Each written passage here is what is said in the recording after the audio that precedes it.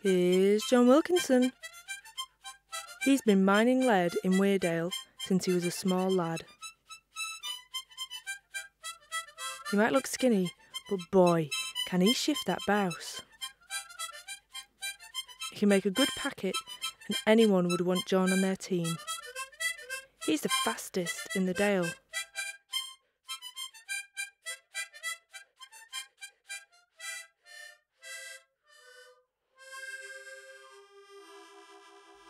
But times are hard. So off to the Americas he goes.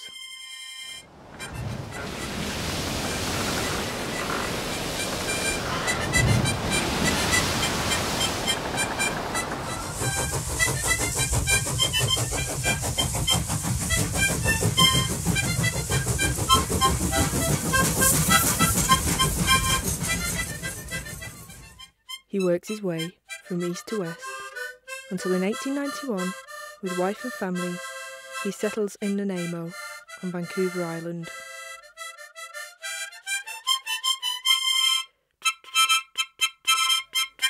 Here he meets some good friends whilst working as a coal miner.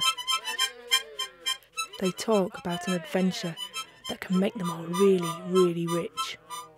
A once-in-a-lifetime opportunity to leave the drudgery of mining and make real fortunes, have real adventures. It was February 1896.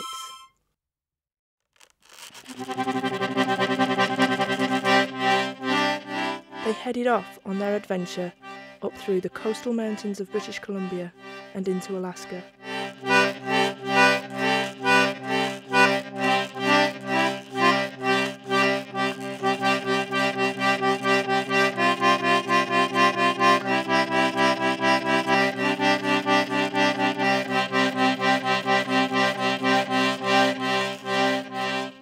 Once in Dyer, they purchased enough supplies to keep them fed and able to work for a year.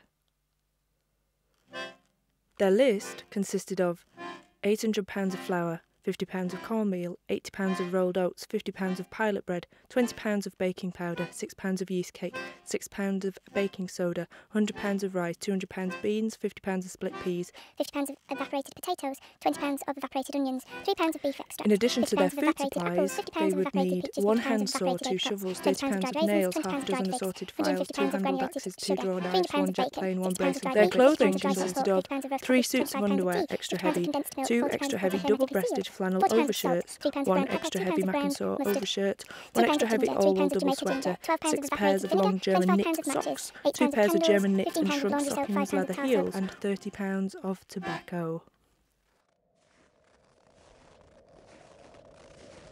With their year's supply of food and equipment weighing a ton, they walked 32 miles, climbing 2,500 feet to reach the foggy, cold Chilkoot Pass summit.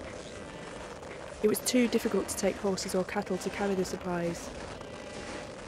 This meant each man and woman had to do the journey several times, taking smaller packages of 60 pounds or less, one at a time. The Chilkoot Pass was considered to be the easiest route to take.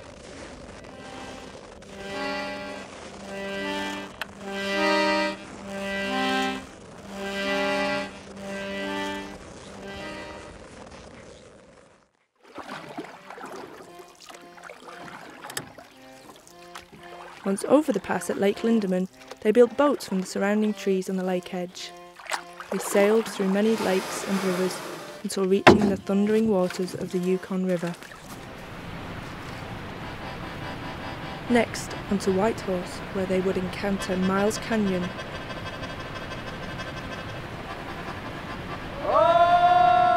Keep hold of the beam!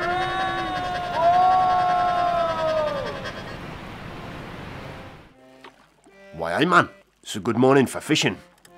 They bypassed a fishing site of the Han people in a place with a name no one could pronounce. Finally, they reached the Alaskan mining town of 40 Mile.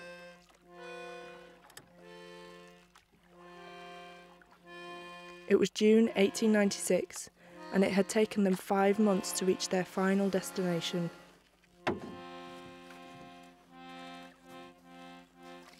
Unfortunately, when they arrived, they were sadly disappointed.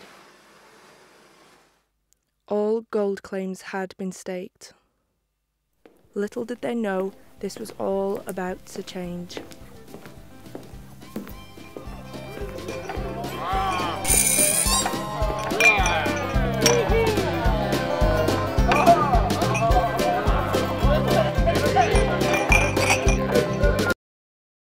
Look at all this gold.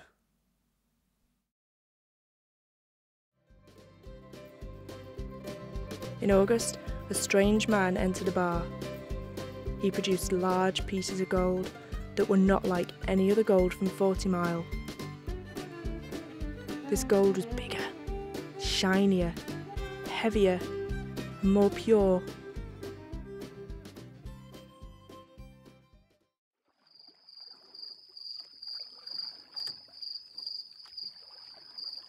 That night, everybody headed for the Klondike.